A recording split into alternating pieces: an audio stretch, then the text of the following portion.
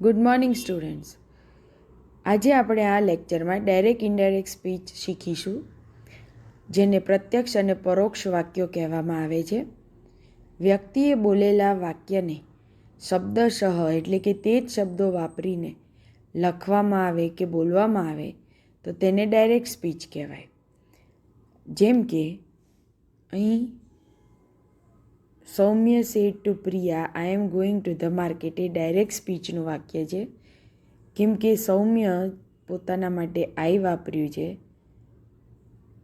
અને બોલી રહ્યો છે, મીન્સ એટલે કહે છે I am going to the market, અને એના એ જ શબ્દો આપણે અહીંયા લખ્યા છે, પરંતુ ઇન્વર્ટેડ કોમાનો ઉપયોગ કર્યો છે.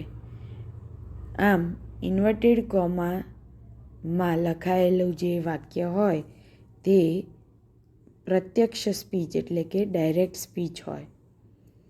હવે સૌમ્ય અને પ્રિયા વચ્ચે જે વાતચીત થઈ તે વાતચીતને પ્રિયા કોઈ બીજી વ્યક્તિને કહે ત્યારે ઇનડાયરેક્ટ સ્પીચનો ઉપયોગ કરવો પડે.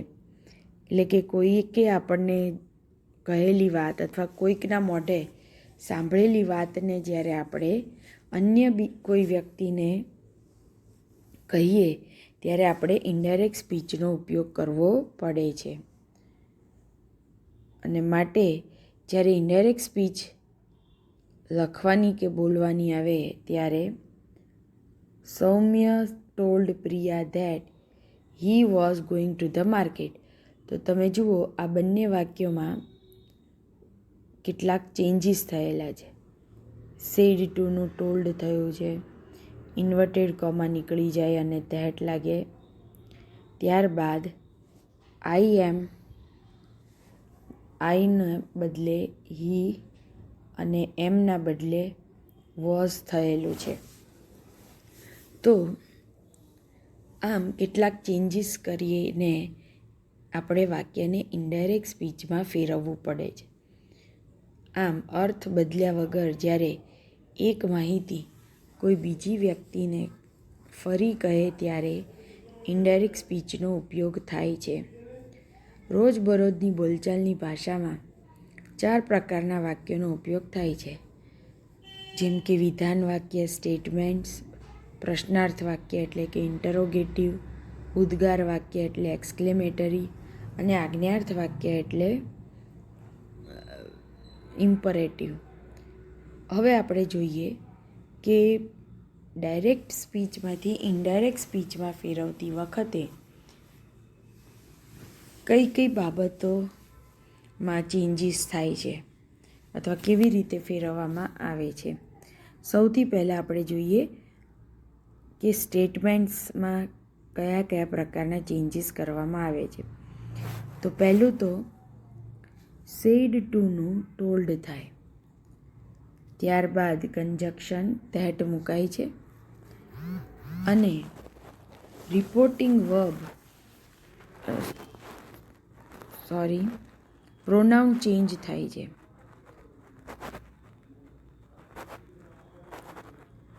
પ્રોનાઉન ચેન્જનું ટેબલ નીચે આપેલું છે, જેને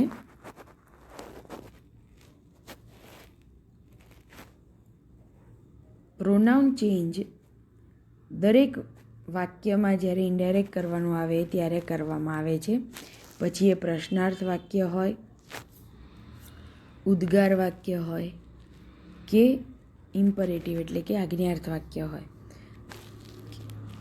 એટલે પ્રોનાઉન તો બધા જ પ્રકારના વાક્યમાં ચેન્જ થાય છે, માટે તેનું ટેબલ યાદ રાખવું ખૂબ જ જરૂરી છે, જે અહીંયા નીચે આપેલું છે. વળી એક નિયમ તમારે યાદ રાખવાનો છે કે ફર્સ્ટ પર્સન કે સેકન્ડ પર્સનના જે પ્રોનાઉન હોય એ બધા જ પ્રોનાઉન થર્ડ પર્સનમાં ફેરવાય છે. એટલે કે ડાયરેક્ટ ઇનડાયરેક્ટ કરતી વખતે પહેલા અને બીજા પુરુષના સર્વનામો ત્રીજા પુરુષના સર્વનામોમાં ફેરવાય છે. હવે આ ટેબલ આપ્યું છે તેનો અભ્યાસ કરીએ. જેમ કે ફર્સ્ટ પર્સનમાં હું હોય તો તેનું થર્ડ પર્સન હી કે શી થાય.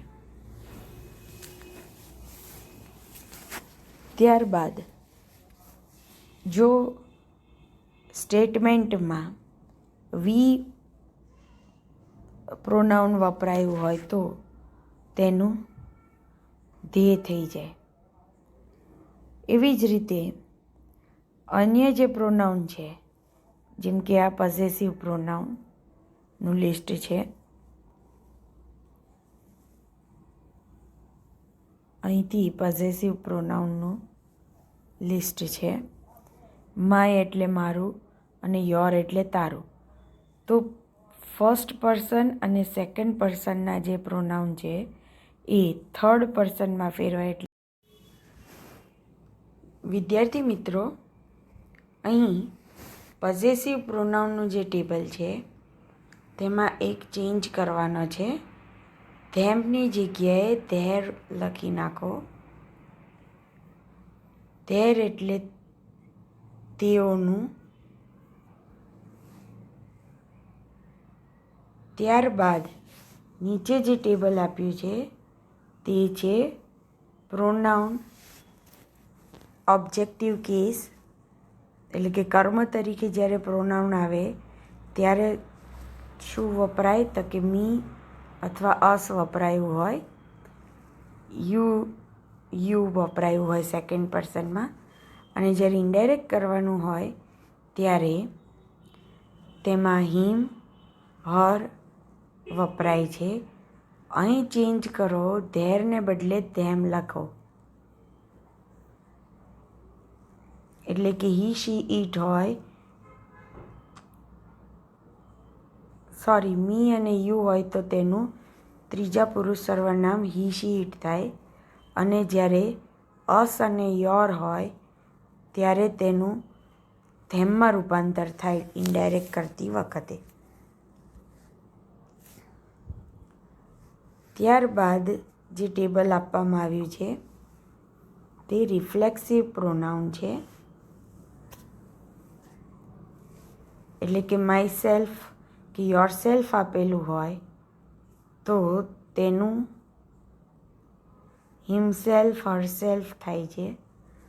અને અવર સેલ્સ કે યોર સેલ્સ આપેલું હોય તો તેનું ધેમ સેલ્સ થાય છે. આ રીતે પ્રોનાઉનનું ટેબલ યાદ રાખીને ડાયરેક્ટ ઇનડાયરેક્ટમાં તેનો ઉપયોગ કરવાનો હોય છે. વળી અહીં જુઓ, કેટલાક એક્ઝામ્પલ્સ આપ્યા છે અને જ્યાં પ્રોનાઉન ચેન્જ થયા છે ત્યાં હાઇલાઇટ કરવામાં આવી છે. Manoj said to Manish, I am a student. તો એનું ઇનડાયરેક્ટ થયું છે Manoj told Manish that he was a student. Sita said to Gita, I have many gold coins. Sita છોકરી છે અને પોતાના માટે આઈ વાપરે છે, માટે તેનું ઇનડાયરેક્ટમાં શી થયું છે. અને એટલે વાક્ય બન્યું છે Sita told Gita that she had many gold coins. પરંતુ જો એટલે નાઉન જે હોય તેમાં ફેરફાર ન થાય, પ્રોનાઉનમાં ફેરફાર થાય. અહીં જુઓ, Ramesh said to Naresh, Suresh is watching a movie now. તો અહીંયા સુરેશ એ ત્રીજો પુરુષ એકવચન નાઉન છે, પ્રોનાઉન નથી. માટે ઇનડાયરેક્ટમાં પણ સુરેશનું સુરેશ જ રહે. એટલે વાક્ય બને Ramesh told Naresh that Suresh was watching a movie then. ત્યારબાદ ચોથું વાક્ય જોઈએ, જેમાં બધા જ પ્રોનાઉનનો ઉપયોગ આપણે આવરી લીધો છે. The student said to the teacher we will clean our classroom our selves. તો અહીંયા વીનું ધ્યેય થયું છે અને અવરનું ધેર થયું છે, અવર સેલ્સનું ધેમ સેલ્સ થયું છે. તો આ રીતે પ્રોનાઉન ચેન્જ કરવા પડે. Nouns do not change. નાઉનમાં કોઈ ફેરફાર થાય નહીં. એટલે આ પહેલો ચેન્જ જોયો કે પ્રોનાઉન ચેન્જ થાય. હવે બીજો ચેન્જ જોઈએ કે ટેન્સ ચેન્જ થાય, એટલે કે કાળ બદલાય છે. કાળ બદલાવા માટેનો નિયમ છે કે પ્રેઝન્ટ ટેન્સ હોય એ પાસ્ટ ટેન્સમાં ફેરવાય, અને પાસ્ટ ટેન્સ હોય એ પાસ્ટ પરફેક્ટ ટેન્સમાં ફેરવાય, અને પાસ્ટ પરફેક્ટ ટેન્સ જો આપેલો હોય તો તે જ રહે, તેનો તે જ રહે, એમાં કોઈ ચેન્જ થાય નહીં. હવે જોઈએ, એટલે વિદ્યાર્થી મિત્રો તમારે આટલું જ યાદ રાખવાનું કે વર્તમાન કાળ ભૂતકાળમાં અને ભૂતકાળ પૂર્ણ ભૂતકાળમાં ફેરવાય. હવે જો કેવી રીતે ફેરવાય, તો એમ છે એનું વોઝ, એમ કે ઇઝ હોય તો તેનું વોઝ થઈ જાય ઇનડાયરેક્ટમાં, અને જો ડાયરેક્ટ સ્પીચમાં વોઝ આપેલું હોય તો ઇનડાયરેક્ટ સ્પીચમાં હેડ બીન થઈ જાય. એવી જ રીતે જો ડાયરેક્ટ સ્પીચમાં આર હોય તો ઇનડાયરેક્ટ કરતી વખતે વેર થઈ જાય, અને જો ડાયરેક્ટ સ્પીચમાં વેર આપેલું હોય તો તે ઇનડાયરેક્ટ સ્પીચમાં હેડ બીન થઈ જાય. ડુ ડઝ આપેલા હોય તો નકાર વાક્ય હશે જ, અને માટે ડુ ડઝનું ડીડ નોટ થાય. પરંતુ જો ડીડ નોટ આપેલું હોય ડાયરેક્ટ વાક્યમાં તો એનું ઇનડાયરેક્ટમાં હેડ નોટ કરવું પડે છે, અને આપણને ખ્યાલ જ છે કે હેડ એ પૂર્ણકાળ બતાવે છે, અને માટે તેની સાથે હંમેશા પાસ્ટ પાર્ટિસિપલ આવે. એટલે તમારે આ બાબત ખૂબ ધ્યાનથી સમજવાની છે. જ્યારે પણ ડાયરેક્ટ સ્પીચમાં ડીડ નોટ હોય ત્યારે ઇનડાયરેક્ટ કરતી વખતે હેડ નોટ વત્તા પાસ્ટ પાર્ટિસિપલ કરવું. આ એક એક્સેપ્શન એટલે કે અલગ તરી આવતો નિયમ છે. ત્યારબાદ હેવેસ હોય તો હેડ થાય, અને જો હેડ આપેલું હોય તો હેડ જ રહે. પ્લે કે પ્લેઝ હોય તો તેનું ભૂતકાળ પ્લેડ થાય, અને જો ડાયરેક્ટ સ્પીચમાં પ્લેડ આપેલું હોય તો ઇનડાયરેક્ટ સ્પીચમાં હેડ પ્લેડ થઈ જાય. અને તમે સૌ જાણો જ છો કે જેનું ભૂતકાળનું રૂપ હોય તે જ પાસ્ટ પાર્ટિસિપલનું રૂપ થાય, અને મોસ્ટલી જેનું ભૂતકાળનું રૂપ ઈડીવાળું હોય તેનું ભૂતકૃદંત પણ ઈડીવાળું જ હોય. ત્યારબાદ સિંગ હોય તો એનું સેંગ અને હેડ સંગ થાય. વિલનું વુડ થાય, એટલે કે વિલ પ્લે આપેલું હોય ડાયરેક્ટ સ્પીચમાં તો ઇનડાયરેક્ટ સ્પીચમાં વુડ પ્લે થાય. પરંતુ જો પહેલેથી જ વુડ પ્લે આપેલું હોય તો તેનું તે જ રહે છે.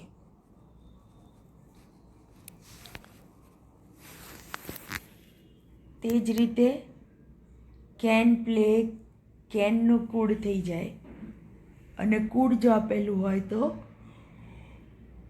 કુડનું કુડ જ રહે છે.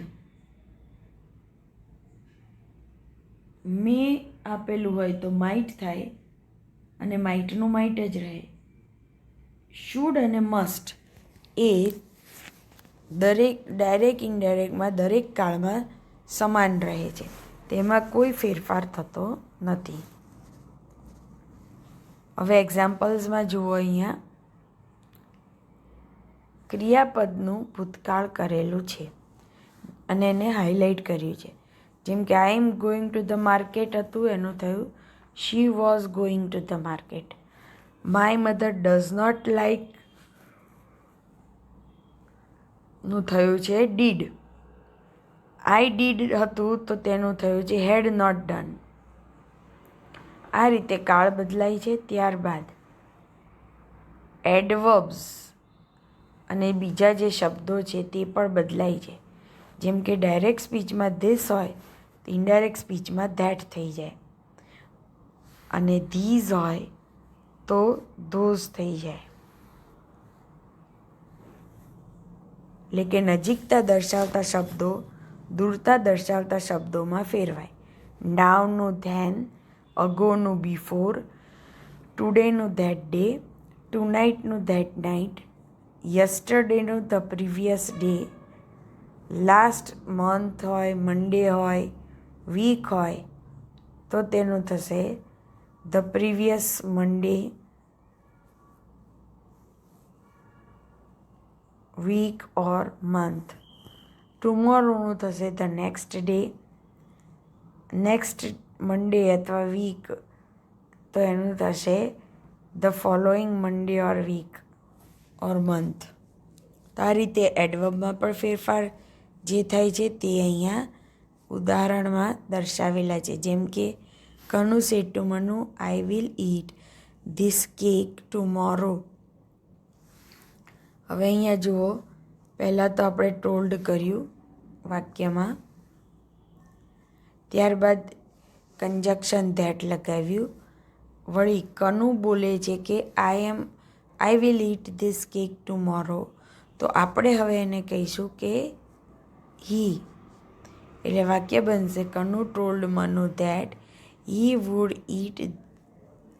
હવે ધીસનું ધેટ થયું છે અને ટુમોરોનું ધ નેક્સ્ટ ડે થયું છે. આમ નજીકતા દર્શાવતા શબ્દો દૂરતા દર્શાવતા શબ્દોમાં ફેરવાય છે. સુનીતા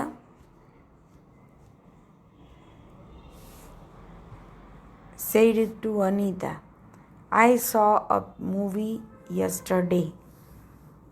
તો યસ્ટરડેનું અહીંયા થયું છે the next day.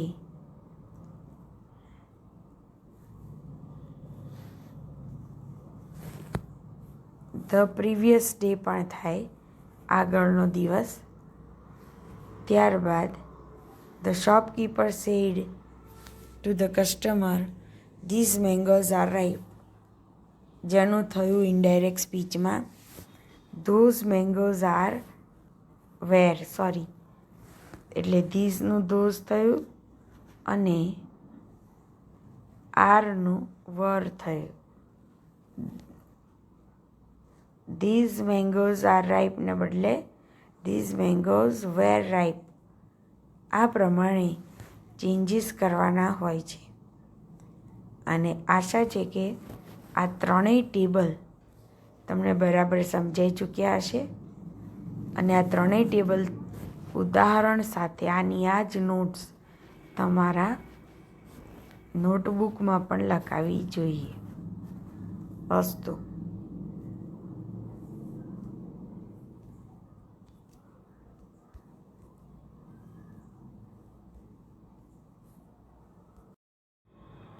Good morning students.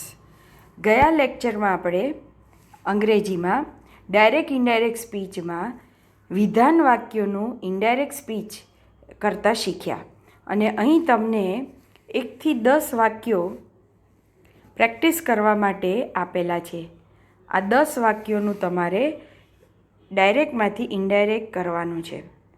વળી આજે આપણે હવે ઇન્ટ્રોગેટિવ સેન્ટેન્સીસ એટલે કે પ્રશ્નાર્થ વાક્યોનું ડાયરેક્ટમાંથી ઇનડાયરેક્ટ શીખીશું. પ્રશ્નાર્થ વાક્યો કેવી રીતે ઇનડાયરેક્ટ થાય છે તેના નિયમો હવે જોઈએ.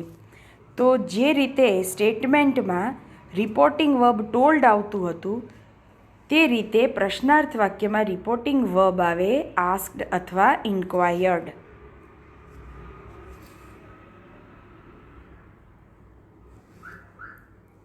અને કંજક્શન એટલે કે બે વાક્યને જોડનાર શબ્દ આવે ઇફ, વેધર અથવા WH વર્ડ.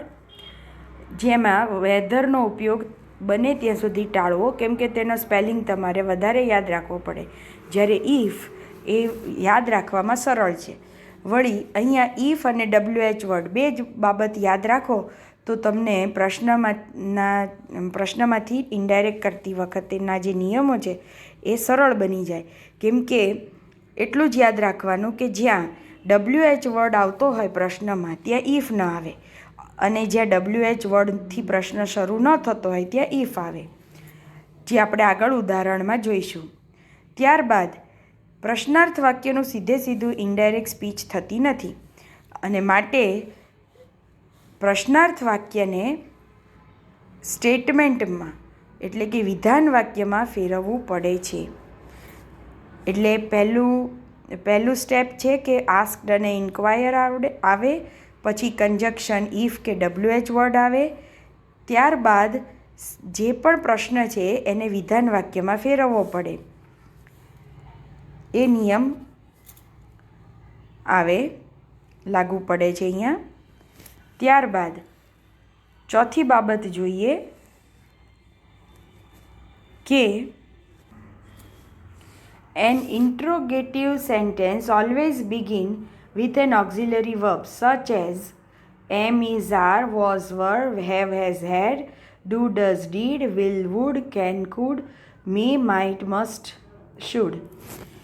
પ્રશ્નાર્થ વાક્યોને જ્યારે વિધાન વાક્યમાં ફેરવવાના હોય ત્યારે હંમેશા એ યાદ રાખો કે પ્રશ્નાર્થ વાક્ય હોય એટલે તેમાં ઓક્ઝિલરી વર્બ જેવા કે એમ, ઇઝ, આર, વોઝ, વર એ આવેલા જ હોય અને પ્રશ્ન હંમેશા ઓક્ઝિલરીથી જ શરૂ થતો હોય. અને જ્યારે ઓક્ઝિલરીથી પ્રશ્ન શરૂ થાય છે ત્યારે વિધાન વાક્ય બનાવવા માટે એ ઓક્ઝિલરી વર્બને તમારે કર્તાની પાછળ મૂકવાથી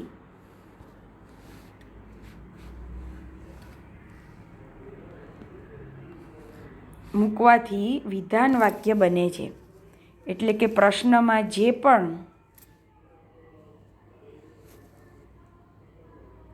જો અહીંયા ગુજરાતીમાં પણ એની સમજૂતી આપી છે. પ્રશ્નાર્થ વાક્ય હંમેશા મદદ કરતા ક્રિયાપદથી શરૂ થાય જે ઉપર દર્શાવ્યા છે. કોઈપણ પ્રશ્નાર્થ વાક્યને વિધાન વાક્યમાં ફેરવવા માટે પ્રશ્નાર્થ વાક્યમાં જે મદદ કરતા ક્રિયાપદનો ઉપયોગ થયો હોય તે ક્રિયાપદને કર્તાની પાછળ મૂકવાથી વિધાન વાક્ય બને. વિધાન વાક્ય બની જાય પછી તેને ઇનડાયરેક્ટમાં ફેરવાય. હવે આપણે ઉદાહરણથી સમજીએ. પહેલું જુઓ અહીંયા વાક્ય Rita said to Meena is this your car. તો અહીંયા પ્રશ્ન ઇઝ એ ઓક્ઝિલરીથી શરૂ થાય છે. હવે ત્યારબાદ એને સ્ટેટમેન્ટમાં જુઓ સ્ટેટમેન્ટમાં ફેરવ્યું છે. માત્ર તમારે પ્રશ્નાર્થ વાક્યને સ્ટેટમેન્ટમાં ફેરવવાનું હોય છે. તો એ ફેરવાશે આ રીતે. ઇઝ જે છે એને ધીસની પાછળ મૂકી દો એટલે વાક્ય વિધાન વાક્ય થઈ જાય. જેમ કે ધીસ ઇઝ યોર કાર. પરંતુ આ વાક્ય હજુ ઇન્વર્ટેડ કોમામાં જ છે. હવે એનું ઇનડાયરેક્ટ સ્પીચ શું થશે તે જુઓ. એકવાર વિધાન વાક્ય બનાવી દીધા પછી આપણે તેને સ્ટેટમેન્ટમાં ફેરવીએ છીએ, ઇનડાયરેક્ટમાં ફેરવીએ છીએ. જેમ કે આપણે આગળ નિયમોમાં જોયું કે પ્રશ્ન હોય એટલે આસ્ક્ડ આવે, કંજક્શન ઇફ આવે, ત્યારબાદ ધીસ ઇઝ યોર કાર તો એનું થયું છે ધીસનું ધેટ થાય એ આપણે આગળ ટેબલમાં જોયું. ઇઝનું વોઝ થાય, યોર કારનું હર કાર થાય. અને આ રીતે આપણે ઇનડાયરેક્ટ વાક્ય બનાવ્યું કે Rita asked Meena if that was her car. તો વિદ્યાર્થી મિત્રો તમે સમજી ચૂક્યા હશો કે જ્યારે પ્રશ્નાર્થ વાક્ય હોય તો તમારે એને વિધાન વાક્યમાં ફેરવવું પડે છે અને પછી તે ઇનડાયરેક્ટ સ્પીચમાં ફેરવાય છે. હવે બીજો પ્રશ્ન જોઈએ જેમાં બીજા ઓક્ઝિલરીનો આપણે ઉપયોગ કર્યો છે. Meena said to Mohan will you drop me to Shubha's place tomorrow. વિલથી અહીંયા પ્રશ્ન શરૂ થાય છે. એ વિલને તમે યુની પાછળ મૂકી દો એટલે વિધાન વાક્ય બન્યું you will drop me to Shubha's place tomorrow. આ થયું સ્ટેટમેન્ટ. હવે એનું ઇનડાયરેક્ટ જુઓ કેવી રીતે થયું છે. Meena asked Mohan if he would drop her to Shubha's place the next day. ટુમોરોનું નેક્સ્ટ ડે થયું છે, મીનું હર થયું છે, યુનું હી થયું છે અને વિલનું વુડ થયું છે. આમ સ્ટેટમેન્ટમાં ફેરવ્યા પછી પ્રોનાઉન બદલાય, ટેન્સ બદલાય ને એડવર્બ બદલાય. એ નિયમ તો સરખી રીતે જ લાગુ પડે છે, એ નિયમને જ ફોલો કરવામાં આવે છે. ત્યારબાદ જોઈએ કે જો વાક્ય WH વર્ડથી શરૂ થતું હોય તો શું કરવાનું. હવે આ ઉદાહરણ જોઈએ. My mother said to me, vote will you have in dinner today.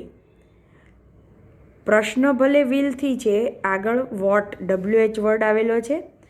આગળ આપણે નિયમોમાં જોયું તે પ્રમાણે જો પ્રશ્ન WH વર્ડથી શરૂ થતો હોય તો ઇફ કન્જક્શન ન આવે, પરંતુ જે WH વર્ડથી પ્રશ્ન શરૂ થતો હોય એ જ WH વર્ડ કન્જક્શન તરીકે મૂકવામાં આવે છે. તો તમે જુઓ, પ્રશ્નનું પહેલાં સ્ટેટમેન્ટ બનાવ્યું, you will have in dinner today, એ એનું સ્ટેટમેન્ટ બન્યું. ત્યારબાદ ઇનડાયરેક્ટ કરતી વખતે આસ્ક્ડ આવ્યું. વળી પ્રશ્ન વોટથી શરૂ થાય છે એટલે આપણે ઇફ નથી મૂકતા અને વોટ મૂક્યું છે. અને ત્યારબાદ મીનું આઈ થયું છે અને વિલનું વુડ થયું છે, ટુડેનું ધેટ ડે. તો આ રીતે WH ક્વેશ્ચન હોય તો WH વર્ડ જ કન્જક્શન તરીકે વપરાય છે ઇનડાયરેક્ટ કરતી વખતે. આ નિયમ અહીં લખીને પણ આપેલો છે. સર્વનામ બદલાય, કાળ બદલાય, નજીકતા દર્શાવતા શબ્દો દૂરતા દર્શાવતા શબ્દોમાં ફેરવાય, તે નિયમ સમાનપણે લાગુ પડે છે. હવે આપણે જોઈએ ડુ, ડઝ અને ડીડથી શરૂ થતા પ્રશ્નો. કેમ કે એમાં થોડું ડુ, ડઝ, ડીડ પણ ઓક્ઝિલરી જ છે, પરંતુ ડુ, ડઝ, ડીડ વડે જ્યારે પ્રશ્ન હોય ત્યારે આપણે તેનું ઇનડાયરેક્ટ કરતી વખતે થોડી વધુ કાળજી લેવી પડે છે. અને અહીંયા આ નિયમ તો ચાલુ જ રહે છે કે વર્તમાન કાળે હોય એટલે કે ડુ કે ડઝ હોય તો એ ભૂતકાળમાં ફેરવાય એટલે કે ડીડ બને. અને જો પ્રશ્ન ડીડમાં હોય એટલે કે ભૂતકાળમાં હોય તો તે પૂર્ણ ભૂતકાળમાં બનાય. હવે આપણે અહીંયા જોઈએ એક્ઝામ્પલ્સ. અહીંયા પ્રશ્ન શરૂ થાય છે, do you drink milk every day? તો સુજલ આસ્ક્ડ મનોજ ઇફ, કેમ કે અહીંયા WH વર્ડ નથી એટલે આપણે ઇફ વાપર્યું. ત્યારબાદ યુનું હી કર્યું, કેમ કે મનોજ એ છોકરો છે એટલે આપણે હી કર્યું. હવે ડુ વર્તમાન કાળ બતાવે છે અને એ જ્યારે આપણે સ્ટેટમેન્ટ કરીએ ત્યારે સ્ટેટમેન્ટમાં ડુ નીકળી જાય છે અને આપણે ડ્રિંકનું સીધું જ અને આપણો નિયમ છે કે વર્તમાન કાળ ભૂતકાળમાં ફેરવાય માટે આપણે સીધું જ ડ્રિંકનું ડ્રેન્ક કરીએ છીએ અને આ રીતે ઇનડાયરેક્ટ સ્પીચમાં ફેરવાય છે. એટલે કે ડુ વડે પ્રશ્ન શરૂ થતો હોય તો ડુ નીકળી જાય. જુઓ, સ્ટેટમેન્ટમાં ડુ નથી અને જે ક્રિયાપદ હોય તેનું ભૂતકાળનું રૂપ મૂકી દઈએ એટલે ઇનડાયરેક્ટ સ્પીચ મળે છે આપણને. તેવી જ રીતે ડઝથી પ્રશ્ન શરૂ થતો હોય તો ડઝ નીકળી જાય અને સીધું જ તમે ભૂતકાળનું રૂપ ક્રિયાપદ જે અને બાકી જે બચે છે ડુ કે ડઝ નીકળી જાય એ પછી જે પણ બચે છે એ સ્ટેટમેન્ટ બની જાય છે અને માટે જ એનું જે ક્રિયાપદ હોય તેનું ભૂતકાળનું રૂપ મૂકી દો એટલે ઇનડાયરેક્ટ સ્પીચ મળી જાય. તો આપણને ઇનડાયરેક્ટ સ્પીચ મળી. Tirup asked Priya if her sister studied in that school. હવે ડીડથી પ્રશ્ન હોય તો ડીડ પણ નીકળી જ જાય, પરંતુ ડીડ એ ભૂતકાળ દર્શક શબ્દ છે અને આપણો નિયમ છે કે ભૂતકાળ છે એ પૂર્ણ ભૂતકાળમાં ફેરવાય. એટલે આપણે અહીંયા હેડ કરવું પડે અને હેડ સાથે હંમેશા પાસ્ટ પાર્ટિસિપલ આવે એટલે પ્રેક્ટિસનું આપણે પ્રેક્ટિસ્ડ કરવું પડ્યું છે. અને ઇનડાયરેક્ટ શું કહેવાય સ્ટેટમેન્ટ બન્યું. Mohan's mother asked Mohan if he had practice for 6 hours a day. તો અહીંયા વિદ્યાર્થી મિત્રો તમારે એક જ બાબત યાદ રાખવાની છે કે ડુ, ડઝ કે ડીડ વડે જ્યારે પણ પ્રશ્ન પૂછાય ત્યારે ડુ ડઝ કે ડીડ નીકળી જાય અને ડુ ડઝ વર્તમાન બતાવે છે માટે ક્રિયાપદનું ભૂતકાળ કરવું પડે અને ડીડ ભૂતકાળ છે માટે ક્રિયાપદને હેડ વત્તા પાસ્ટ પાર્ટિસિપલમાં ફેરવવું પડે. તદુપરાંત પ્રોનાઉન બદલાય, કાળ બદલાય અને એડવર્બ બદલાય એ નિયમ તો સરખાપણે જ લાગુ પડે છે. હવે આપણે જોઈએ ક્વેશ્ચન્સ વિથ WH વર્ડ્સ, એટલે કે ડુ ડઝ ડીડ તો હોય જ પણ આગળ WH વર્ડ આપવામાં આવ્યો હોય. જેમ કે mother said to her son, where are your shoes? તો એનું વિધાન વાક્ય બનશે યોર શૂઝ આર. અને એકવાર વિધાન વાક્ય બની જાય પછી ઇનડાયરેક્ટ કરવું સરળ બની જાય. મધર આસ્ક્ડ હર સન, વળી WH વર્ડથી શરૂ થાય છે એટલે એ જ WH વર્ડ કંજક્શન તરીકે આવે. આરનું વેર થયું છે એટલે વાક્ય બનશે mother asked her son where his shoes were. ક્યાં હતા એના શૂઝ? ત્યારબાદ બીજું ઉદાહરણ જોઈએ. Anita said to Manali, what will you wear for the party tonight? વોટથી શરૂ થાય છે. વિલ એ ઓક્ઝિલરી છે જેને તમે કર્તાની પાછળ મૂકી દો એટલે આપણને સ્ટેટમેન્ટ મળે છે. યુ વિલ વેર. અહીંયા વોટ સુધીનું વાક્ય, જ્યારે પણ WH વર્ડ હોય તો WH સુધીનું વાક્ય તો ઇનડાયરેક્ટ સ્પીચમાં સીધું જ લખી શકાય ને આસ્ક્ડ મૂકવાનું હોય. અનિતા આસ્ક્ડ મનાલી વોટ, ત્યાં સુધીનું વાક્ય તો બનાવવું ખૂબ સરળ છે. ત્યારબાદ સ્ટેટમેન્ટમાં ફેરફાર કરતા જાઓ. યુનું થયું શી, વિલનું થયું વુડ. અને જ્યારે વિલ વેર છે પહેલું ક્રિયાપદ જે આવે એનું જ ભૂતકાળ થાય ત્યારે બીજું જે ક્રિયાપદ છે તેનું તેમ જ રહે, એમાં કોઈ ફેરફાર ના થાય. અને ટુ નાઇટનું ધેટ નાઇટ થયું છે એટલે કે એડવર્બ બદલાયું, કાળ બદલાયો અને સર્વનામ બદલાયું. એ નિયમ તો સમાનપણે લાગુ પડે. ત્યારબાદ જોઈએ Sunita said to Sunil, where do you live? Where સુધીનું વાક્ય જે છે એ તેમનું તેમ જ રહે. એટલે તમે ઇનડાયરેક્ટ કર્યું. સ્ટેટમેન્ટમાં ખાલી યુ લીવ, ડુ નીકળી જાય એટલે સ્ટેટમેન્ટ બન્યું યુ લીવ. વેર સુધીનું વાક્ય એમનામ રહે, ડુ નીકળી જાય, સ્ટેટમેન્ટ બન્યું યુ લીવ. ઇનડાયરેક્ટ સ્પીચ બની સુનીતા આસ્ક્ડ સુનિલ વેર હી લીવ્ડ. તો WH વર્ડ હોય અને ડુ ડઝ ડીડ હોય તો પણ નિયમ તો સરખો જ લાગુ પડે છે કે ડુ ડઝ ડીડ નીકળી જાય અને જો ડુ ડઝ હોય તો ઇનડાયરેક્ટ સ્પીચમાં ભૂતકાળ વાપરવો પડે અને ડીડ હોય તો indirect સ્પીચમાં had plus past participle વાપરવું પડે. હવે આપણે ડીડવાળો એક પ્રશ્ન જોઈ લઈએ. અહીં જુઓ, students asked the teacher what did you teach yesterday? અહીંયા ડીડથી પ્રશ્ન છે અને વોટ એ કંજક્શન તરીકે આવશે એટલે અહીંયા આસ્ક્ડ વોટ થયું છે.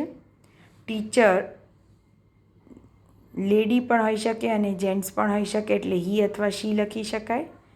વળી ડીડનો ઉપયોગ થયો છે એ ભૂતકાળ બતાવે છે અને આપણો નિયમ છે કે ભૂતકાળ હોય એ પૂર્ણ ભૂતકાળમાં ફેરવાય એટલે આપણે તેનું કર્યું હેડ ટોટ ધ અને યસ્ટરડેનું આપણે કર્યું ધ પ્રીવિયસ ડે. ટોટ ટીચનું હેડ ટોટ ડીડ નીકળી જાય. તો આ રીતે વિદ્યાર્થી મિત્રો તમે જોયું કે ડુ ડઝ ડીડ સાથે પ્રશ્ન હોય તો ડુ ડઝ ડીડ નીકળી જાય અને કાળ ફેરવાય. WH વર્ડ હોય તો એ જ WH વર્ડ કન્જક્શન તરીકે આવે અને WH વર્ડથી પ્રશ્ન શરૂ થતો હોય ત્યારે ઇફ મુકાતું નથી. હવે આપણે જોઈએ, આમ તો પ્રશ્નોમાં નકાર વાક્ય બહુ ઓછા હોય છે.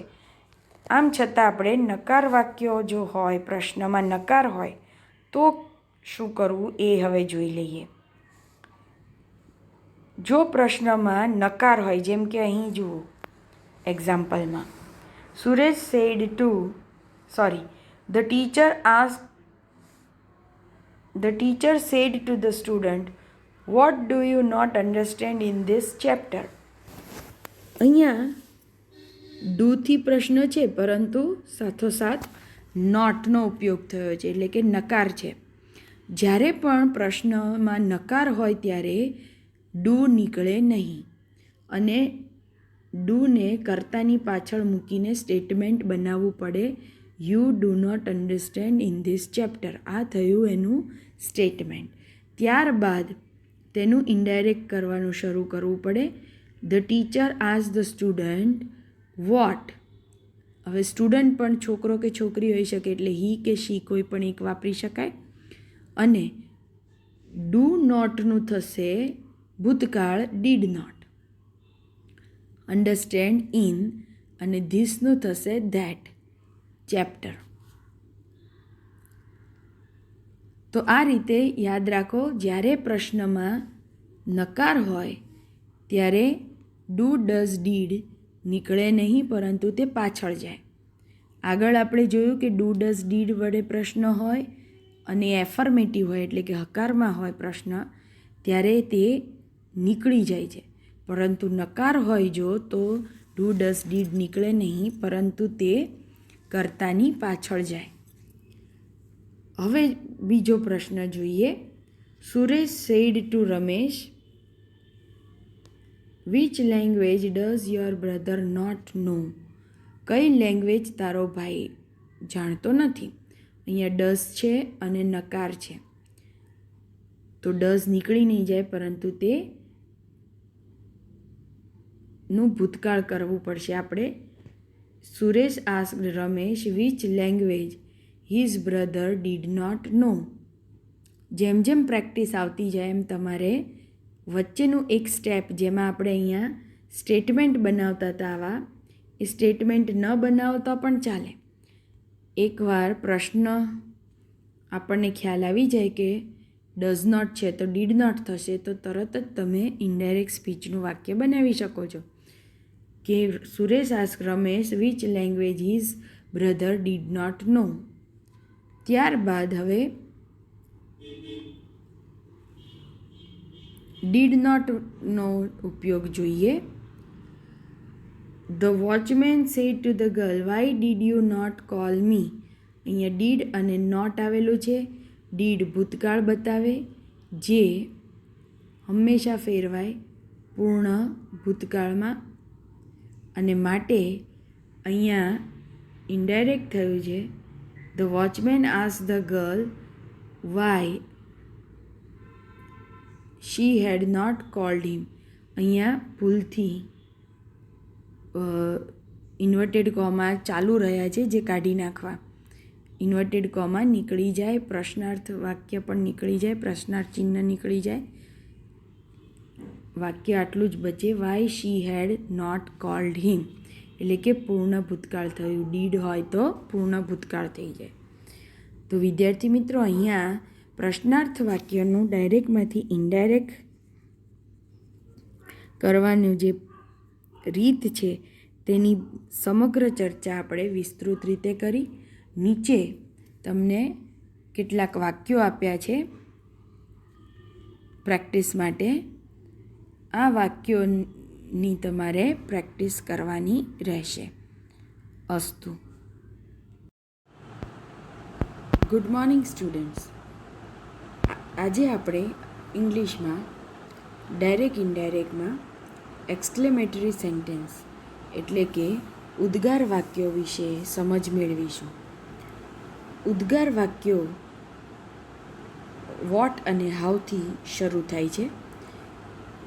આમ વોટ અને હાઉ એ પ્રશ્નાર્થ વાક્યોમાં વપરાતા શબ્દો છે, પરંતુ અહીંયા પ્રશ્ન માટે નથી વપરાયા, પરંતુ એવો ભાવ પ્રદર્શિત કરે છે કે જાણે કે આશ્ચર્ય પ્રગટ કરવાનું હોય. આશ્ચર્ય પ્રગટ કરવા માટે, નિંદા કરવા માટે કે પ્રશંસા કરવા માટે આપણે ઉદ્ગાર વાક્યોનો ઉપયોગ કરીએ છીએ, અને માટે ઉદ્ગાર વાક્યોનું પણ ઇનડાયરેક્ટ આપણે શીખીશું. વળી ઉદ્ગાર વાક્ય એ કોઈ પ્રશ્ન નથી, પણ પ્રશ્ન સ્વરૂપે રહેલી પ્રશંસા છે. જેમ કે આવું વાક્ય હોય કે what a fine monument the Taj is,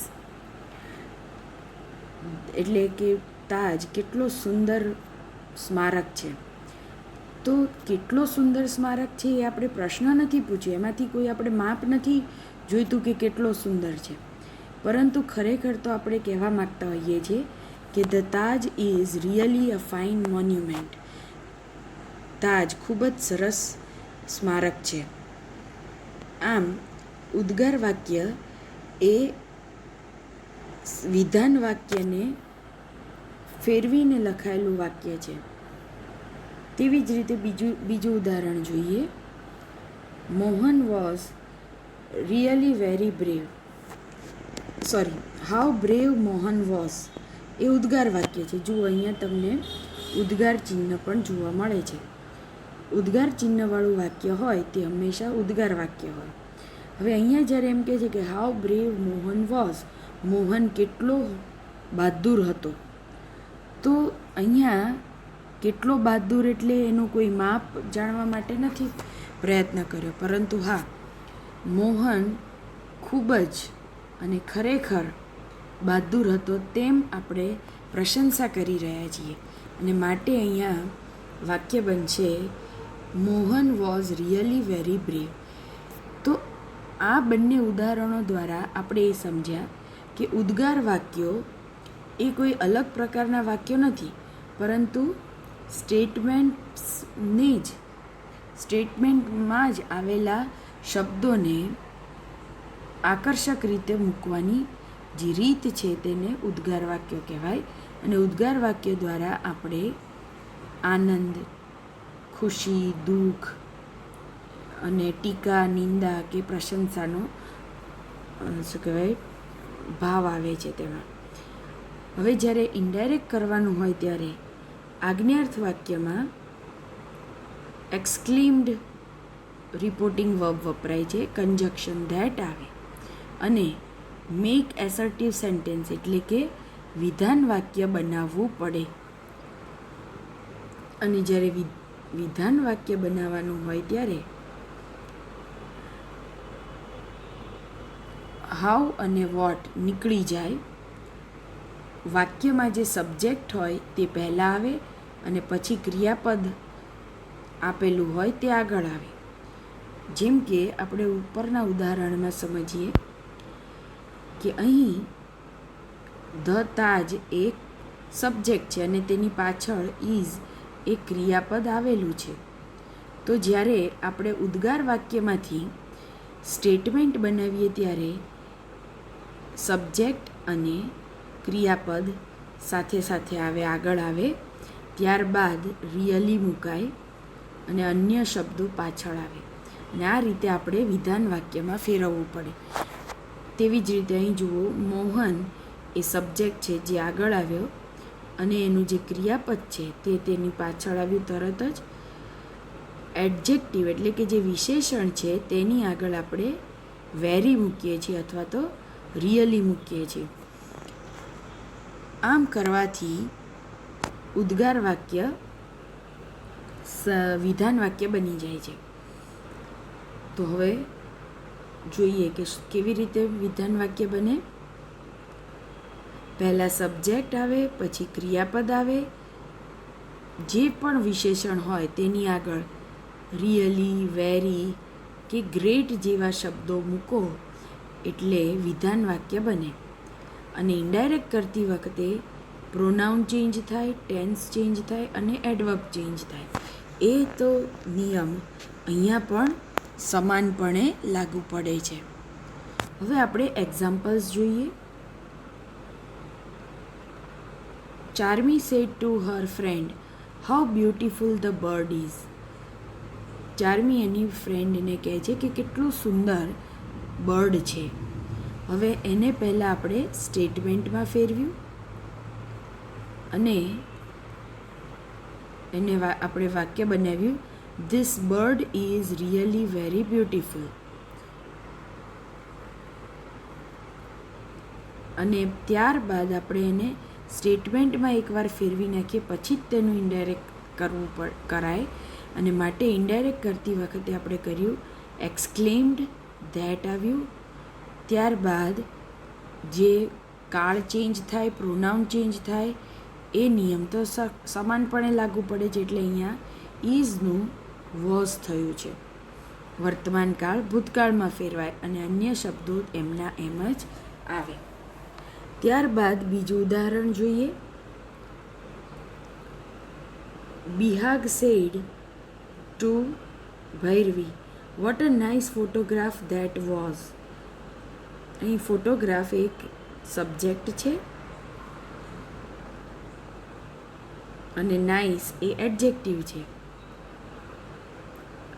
that was એ વાક્યનું શરૂઆતમાં આવી જાય અને માટે આપણે વાક્ય સ્ટેટમેન્ટ બનશે, that was really a nice photograph.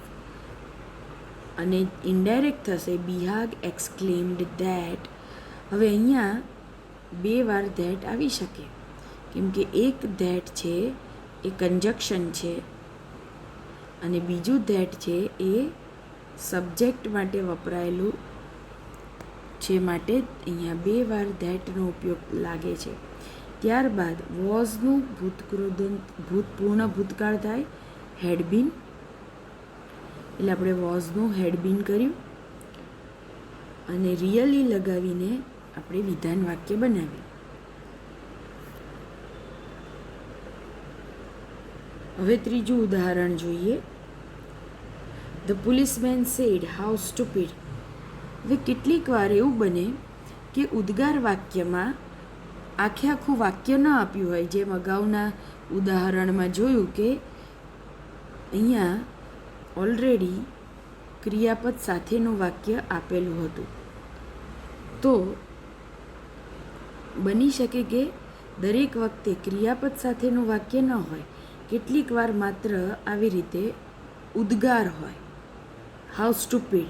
હવે જ્યારે આવો ઉદ્ગાર હોય ત્યારે તમારે ડાયલોગ હશે એમાં જોવું પડશે કે કોને એ સ્ટુપિડ કહે છે.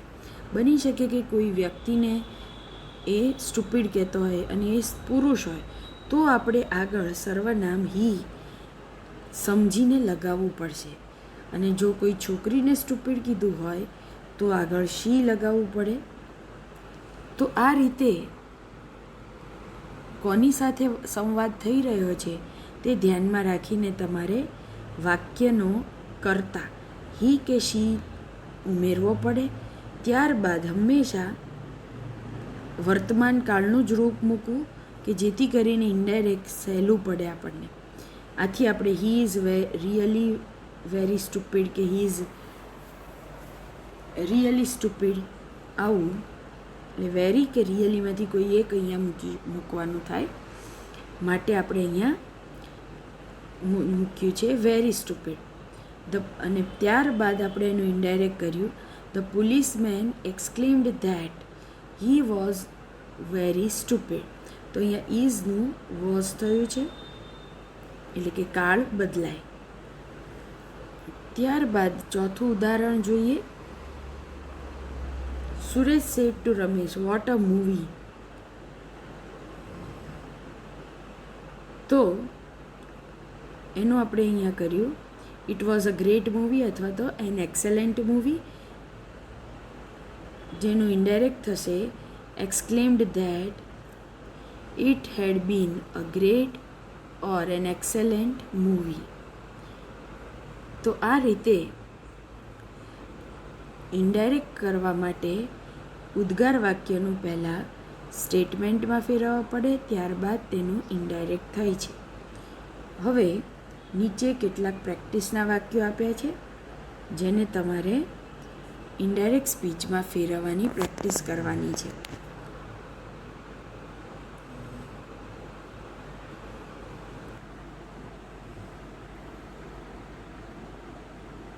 હવે આપણે ઇમ્પરેટિવ સેન્ટેન્સીસ એટલે કે આજ્ઞાર્થ વાક્યોનું ઇનડાયરેક્ટ વિશે માહિતી મેળવશું. જ્યારે આજ્ઞાર્થ વાક્યોનું ઇનડાયરેક્ટ કરવાનું હોય ત્યારે અલગ અલગ રિપોર્ટિંગ વર્બ આવે છે. એટલે કે રિપોર્ટિંગ વર્બ ડિફરન્ટ વપરાય છે as per the intention of the speaker, એટલે કે બોલનાર વ્યક્તિના ભાવ પ્રમાણે રિપોર્ટિંગ વર્બ મૂકવામાં આવે છે. અને માટે અહીં એક ટેબલ તમને આપવામાં આવ્યું છે, જેમાં ઇન્ટેન્શન એક તરફ દર્શાવવામાં આવ્યો છે અને બીજી તરફ કેવો ભાવ હોય, ઇન્ટેન્શન હોય તો કયું રિપોર્ટિંગ વર્બ આવે તે દર્શાવવામાં આવ્યું છે. જેમ કે આદેશનો ભાવ હોય તો તમારે ઓર્ડર્ડ લખવું પડે. સલાહનો ભાવ હોય, ટોન હોય તો આપણે એડવાઇઝડ લખીએ છીએ.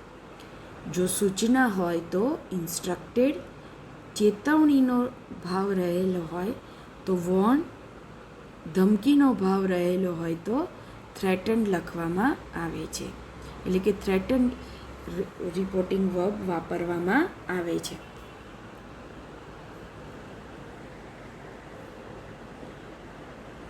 જ્યારે કોઈ પણ ભાવ સ્પષ્ટ ન થતો હોય ત્યારે આસ્ક્ડ મૂકવું. એટલે કોઈક વાર એવું બને કે તમને એક્ઝામમાં એવું બને કે ખ્યાલ ન આવે, કેમ કે એક જ વાક્ય અલગ અલગ ભાવથી બોલી શકાય છે, અને જ્યારે ભાવ સ્પષ્ટ ન થતો હોય ત્યારે તમે આસ્ક્ડ વાપરી શકો. ત્યારબાદ જો ડાયરેક્ટ સ્પીચમાં થેન્ક યુ હોય તો ઇનડાયરેક્ટ સ્પીચમાં માત્ર થેન્કડ લખાય છે. એવી જ રીતે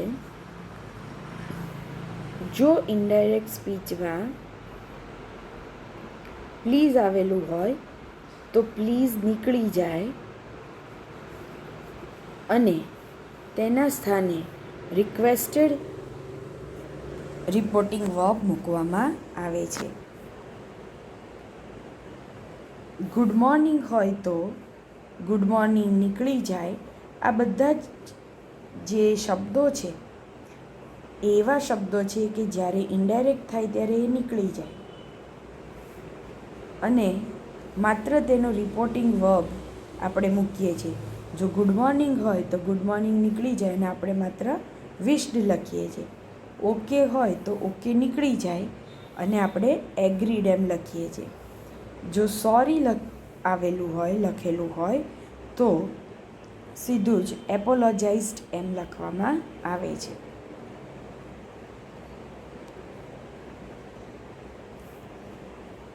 હવે અહીં કેટલાક ઉદાહરણો આપ્યા છે જેનો આપણે અભ્યાસ કરીશું. Doctor sad to the patient take this medicine twice a day. હવે ડૉક્ટર જ્યારે પેશન્ટને કહે તો એ ઓર્ડર ન કહી શકાય અને ન તો એ ધમકી કહેવાય. અહીં કયો ભાવ રહેલો છે તો કે અહીંયા ઇન્સ્ટ્રક્શનનો ભાવ રહેલો છે અથવા તો એડવાઇસનો ભાવ રહેલો છે. માટે આપણે અહીંયા રિપોર્ટિંગ વર્બ વાપરીએ છીએ advice. The doctor advise the patient to take ધીસનું થયું છે that medicine twice a day. એ એમનું એમ રહે છે. હવે અહીંયા તમે જુઓ કે જ્યારે આજ્ઞાર્થ વાક્યનું ડાયરેક્ટમાંથી ઇનડાયરેક્ટ કરવાનું હોય ત્યારે જે પણ વાક્ય હોય તેને આગળ ટુ મૂકવામાં આવે છે. એટલે કે ક્રિયાપદ સાથે ટુ મૂકવામાં આવે છે. આમ પણ દરેક આજ્ઞાર્થ વાક્ય ક્રિયાપદથી જ શરૂ થતું હોય અને માટે ક્રિયાપદની આગળ ટુ મૂકો એટલે એ ઇનડાયરેક્ટ થઈ જાય છે. અહીંયા કંજક્શન કોઈ મૂકવાનું હોતું નથી. વળી જ્યારે ક્રિયાપદની આગળ તમે ટુ મૂકો એટલે એ ક્રિયાપદ ઇન્ફિનિટિવ એટલે કે મૂળ રૂપ ક્રિયાપદના મૂળ રૂપમાં ફેરવાય છે. અહીંયા ટેક આવેલું છે તો ઇનડાયરેક્ટ કરતી વખતે એની આગળ ટુ મૂકી દો એટલે ટુ ટેક બને કે જે ક્રિયાપદનું મૂળ રૂપ છે. અને મૂળ રૂપ હોય તેને કોઈ કાળ જ ન હોય એટલે અહીંયા કાળ બદલાતો નથી.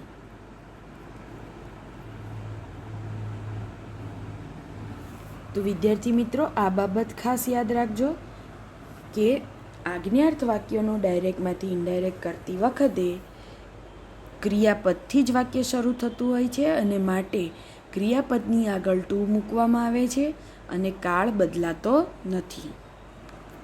હવે બીજું ઉદાહરણ જોઈએ. Teacher said to the student, open your books. હવે ટીચર જ્યારે સ્ટુડન્ટને કહે ત્યારે એ આદેશ આપ્યો કહેવાય. માટે આપણે અહીંયા રિપોર્ટિંગ વર્બ વાપર્યું ઓર્ડર્ડ. કેમ કે તમે ઉપરના ટેબલમાં જુઓ તો જ્યારે આદેશનો ભાવ હોય ત્યારે આપણે ઓર્ડર્ડ રિપોર્ટિંગ વર્બ વાપરવું જોઈએ. અને એટલે અહીંયા ટીચર જ્યારે આદેશ આપે છે ત્યારે આપણે ઓર્ડર્ડ રિપોર્ટિંગ વર્બ વાપર્યું છે. વળી અહીં ઓપન યોર બુક્સ, ચોપડી ખોલો એવો ક્રિયાપદથી શરૂ થાય છે અને એ ક્રિયાપદ આગળ આપણે ટુ મૂકી દઈએ છીએ. ત્યારબાદ યોર બુક્સનું ધેર બુક એટલે કે પ્રોનાઉન ચેન્જ થાય છે. તો અહીંયા પ્રોનાઉન ચેન્જ થાય છે પણ ટેન્સ ચેન્જ થતો નથી. હવે માની લો કે જ્યારે નકારમાં કોઈ સૂચના આપવામાં આવી હોય, જેમ કે હવે પછીનું ઉદાહરણ નકારમાં આપેલું છે એ જોઈએ. Watchman said to the children, don't walk on the loan. અહીંયા ડોન્ટ એટલે કે નકાર વાક્ય છે. તો જ્યારે નકાર વાક્ય હોય તો ડુ એ પણ ક્રિયાપદ છે એટલે ડુ નીકળી જાય, નોટ એમનું એમ જ રહે છે અને મુખ્ય ક્રિયાપદ જે વોક છે તેની આગળ આપણે ટુ લગાવીએ છીએ. ફરી રિપીટ કરું છું. જ્યારે ડોન્ટથી કોઈ સૂચના આપવામાં આવી હોય ત્યારે ડુ નીકળી જાય, નોટ જ્યાં છે ત્યાંનું ત્યાં જ રહે અને નોટ પછી જે ક્રિયાપદ આવ્યું હોય તે ક્રિયાપદને આપણે ટુ લગાવવાનું રહે છે અને વાક્ય ઇનડાયરેક્ટ થાય છે. હવે અહીંયા જુઓ. The watchman instructed the children not to walk on the lawn. Lawn ઉપર ચાલવાની મનાઈ કરે છે.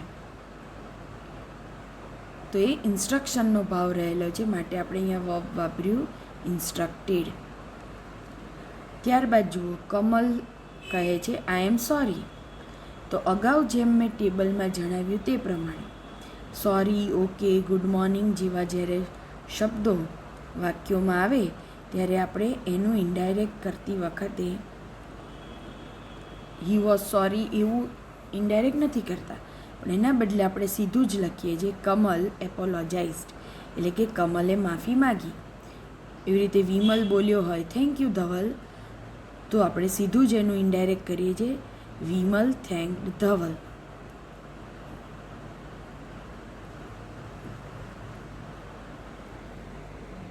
તો આ રીતે વિદ્યાર્થી મિત્રો આજે આપણે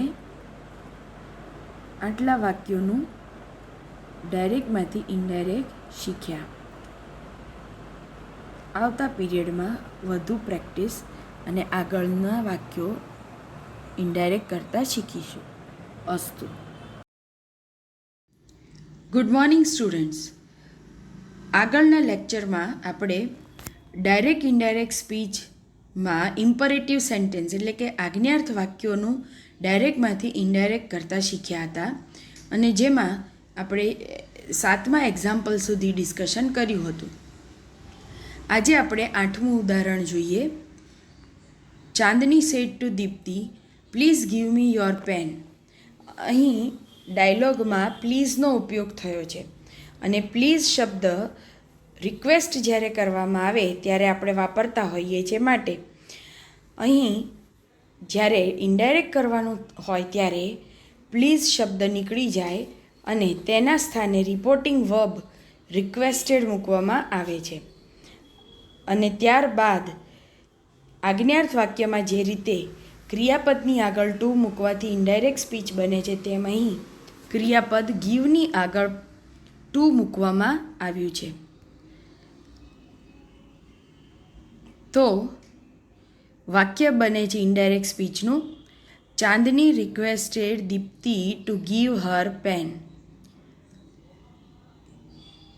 તો પ્લીઝ નીકળી જાય અને રિક્વેસ્ટેડ આવે.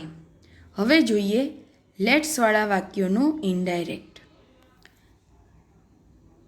જ્યારે લેટ્સવાળા વાક્યોનું ઇનડાયરેક્ટ કરવાનું હોય ત્યારે રિપોર્ટિંગ વર્બ સજેસ્ટેડ આવે છે, કેમ કે લેટ્સ એ લેટસનું ટૂંકું રૂપ છે, અને લેટ્સનો ઉપયોગ કે જ્યારે કોઈ સૂચન કરવાનું હોય તેના માટે વપરાય છે, અને માટે અહીંયા રિપોર્ટિંગ વર્બ આવશે સજેસ્ટેડ. ત્યારબાદ કંજક્શન આવે છે ધેટ. વળી ડાયરેક્ટમાંથી ઇનડાયરેક્ટ કરતી વખતે લેટ્સ શબ્દ નીકળી જાય અને તેના સ્થાને ધે શુડ વત્તા ક્રિયાપદ મૂકવામાં આવે છે. હવે ઉદાહરણ જોઈએ. Boy said to his friends, let's go home now. ચલો આપણે હવે ઘરે જઈએ. આ સૂચન કરવામાં આવ્યું છે, માટે અહીંયા રિપોર્ટિંગ વર્બ આપણે લખ્યું સજેસ્ટેડ. છોકરાએ સજેસ્ટ કર્યું એના ફ્રેન્ડને કે, એટલે ધેટ આવ્યું કંજક્શન. ત્યારબાદ લેટ્સ નીકળી જાય અને તેના સ્થાને ધે શુડ મુકાય. બાકીનું વાક્ય જેમ છે તેમ જ આવ્યું, અને નજીકતા દર્શાવતો શબ્દ નાવ ધેનમાં ફેરવાયો. તો આ રીતે જ્યારે લેટ્સવાળા વાક્યોનું ઇનડાયરેક્ટ કરવાનું હોય ત્યારે લેટ્સ નીકળી જાય અને ધે શુડ મૂકવામાં આવે છે. વળી પ્રોનાઉન બદલાય ના અને એડવર્બ બદલાય એ નિયમ અહીંયા લાગુ પડે છે. અહીંયા કાળ બદલાતો નથી, કેમ કે દરેક જગ્યાએ તમારે શુડ જ લખવાનું હોય છે, અને આપણે જાણીએ છીએ કે શુડ એ ત્રણેય કાળમાં સમાન રહે છે. ત્રણેય કાળમાં વપરાય છે. આથી અહીંયા કાળ બદલવાનો રહેતો નથી, માત્ર પ્રોનાઉન અને એડવર્બ્સ બદલવાના રહે છે. હવે બીજું ઉદાહરણ જોઈએ. The leader said, let's grow more trees. The leader suggested that they should grow more trees. હવે અહીં લેટ્સનો ઉપયોગ સમજ્યા પછી કેટલાક વાક્યો આપ્યા છે, જેમાં બધા જ ઇમ્પરેટિવ વાક્યો હવે આવી જાય છે, અને તમારે તેની પ્રેક્ટિસ કરવાની છે.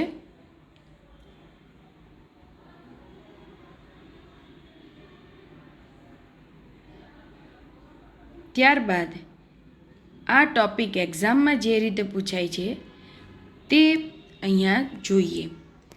એક્ઝામમાં તમને આ રીતે ડાયલોગ આપેલો હશે, અને એ ડાયલોગનું ઇનડાયરેક્ટ કરીને આ ઓપ્શન મૂકવું પડે. He advised him to take that medicine twice a day for 5 days. ત્યારબાદ પેશન્ટ છે એ કહે છે થેન્ક યુ. તો એ થેન્ક યુને આપણે ઇનડાયરેક્ટ કરીશું સીધું જ આ રીતે. ધ પેશન્ટ થેન્કડ, ભૂતકાળ થઈ જાય હંમેશા, એટલે આપણે અહીંયા થેન્ક્સ કે થેન્ક ને સિલેક્ટ નહીં કરીએ, પણ થેન્કડને સિલેક્ટ કરીશું. તો વિદ્યાર્થી મિત્રો, આ રીતે આ બધા જ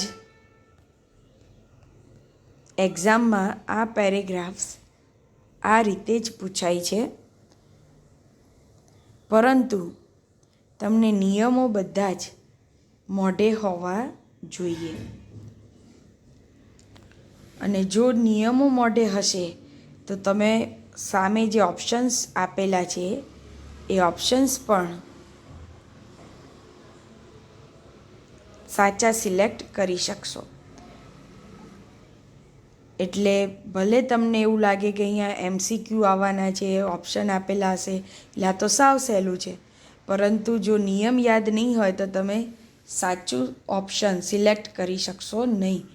માટે ડાયરેક્ટ ઇનડાયરેક્ટના નિયમો ખૂબ પાકા કરી લેજો. હવે ત્રીજું ઉદાહરણ જોઈએ.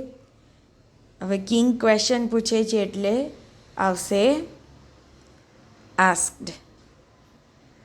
ધ બેગર, વોટથી પ્રશ્ન શરૂ થાય છે એટલે વોટ કંજક્શન તરીકે આવ્યું. વોટ હી વોઝ, આરનું થયું વોઝ, કેમ કે હી સાથે વોઝ આવે, અને ડુઈંગનું ડુઈંગ જ રહે. He was doing there. The beggar, હવે અહીંયા આ સ્ટેટમેન્ટ છે માટે ન તો ઇન્ક્વાયર્ડ આવે ન એક્સક્લેમ્ડ આવે, કેમ કે એક્સક્લેમ્ડ તો આપણે ઉદ્ગાર વાક્યમાં વાપરીએ, એટલે બચ્યું ઓપ્શન રિપ્લાઇડ. તો અહીંયા આવશે replied option. The beggar replied that, હેવનું ભૂતકાળ થયું હેડ. હી હેડ બીન સર્ચિંગ ફોર અ રૂપી સિન્સ મોર્નિંગ. ત્યારબાદ રાજા જે વાક્ય બોલે છે તે છે એક્સક્લેમેટરી સેન્ટેન્સ, એટલે કે ઉદ્ગાર વાક્ય છે. એક્સક્લેમેટરી સેન્ટેન્સ હોય એટલે આપણે એક્સક્લેમ્ડ શબ્દ વાપરીએ છીએ, જે અહીંયા આપેલો છે, અને એને આપણે સિલેક્ટ કરીશું. એટલે વાક્ય બનશે the king exclaimed that he was a very greedy man. અહીંયા એક્સક્લેમેટરી સેન્ટેન્સનું સ્ટેટમેન્ટ બનાવવું પડે, જે અગાઉ આપણે શીખી ગયા છીએ. વોટ અ ગ્રીડી મેન, એનું એક્સક્લેમેટરી સેન્ટેન્સ શું બનશે? You are a very greedy main.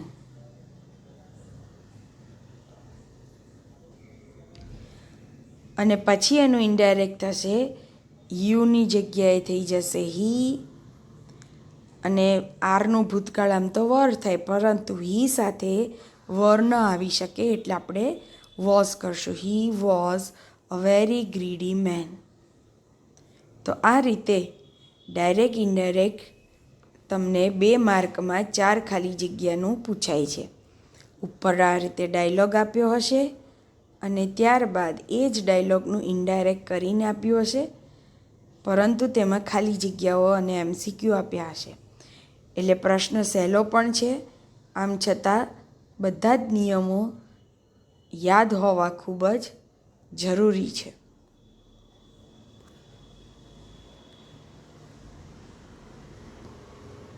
અસ્તુ.